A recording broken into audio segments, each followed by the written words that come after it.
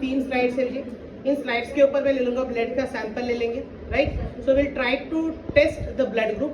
पहले तो blood group check करेंगे, कोशिश करेंगे कि क्या ब्लड ग्रुप है वो देखेंगे आपका क्या ब्लड ग्रुप है, कैसे उसको कंडक्ट करेंगे, ठीक है। सो हैव 3 स्लैब्स, तो मेरे को 3 ब्लड सैंपल्स होना पड़ता है, मतलब एक ही इंसान के 3 सैंपल्स होना पड़ता है। तो उसके लिए मेरे पास एक केमिकल है जिसको हम लोग बोलते हैं एंटी एबीडी बोलते हैं, ठीक है।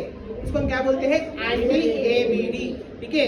एबीडी का मतलब क्या भी नहीं है, ए मतलब ए पॉजिटिव है, फिर ए का ब्लड ग्रुप बताता है, बी यानी बी का ब्लड बताता है, डी जो होता है वो इंडिकेट करेगा पॉजिटिव है फिर नेगेटिव होता है ना। ब्लड ग्रुप में ए पॉजिटिव बी पॉजिटिव बोल के होता है।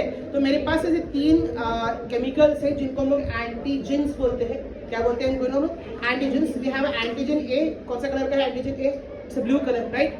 कौन सा कलर का है एंटीजन ए, ब्लू कलर का होता है, राइट। सो मेरे पास और एक है chemical, it is antigen B, it is yellow colour का केमिकल होता है थोड़ा, ठीक है।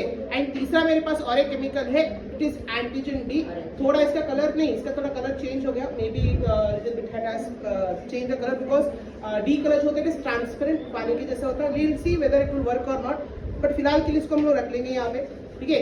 अगर किसी के बॉडी के अंदर ए होता है, blood group if it is a, ठीक है, तो होता क्या है बोल के बोले तो यहाँ पे जो ब्लड सैंपल अगर आपका ब्लड ग्रुप ए है, तो जब आप इसको ए के साथ रिएक्ट करते हैं, एंटीजन ए बोल के होता है, आपकी बॉडी में एंटीजेंस होते हैं, ठीक है।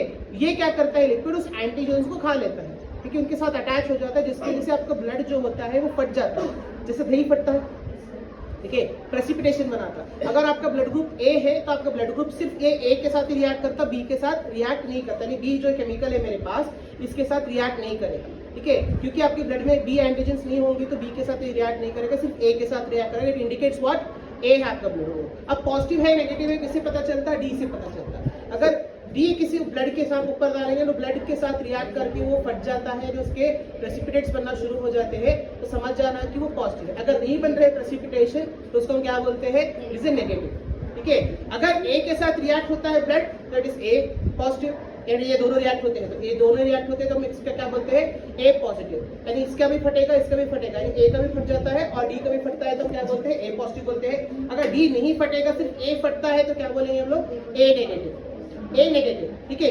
सिमिलरली अगर बी के साथ ब्लड ग्रुप का ब्लड केमिकल के साथ रिएक्ट करता है एंड फट जाता है तो हम बी बोलेंगे, एंड साथ में डी भी फटेगा तो बी पॉजिटिव होगा।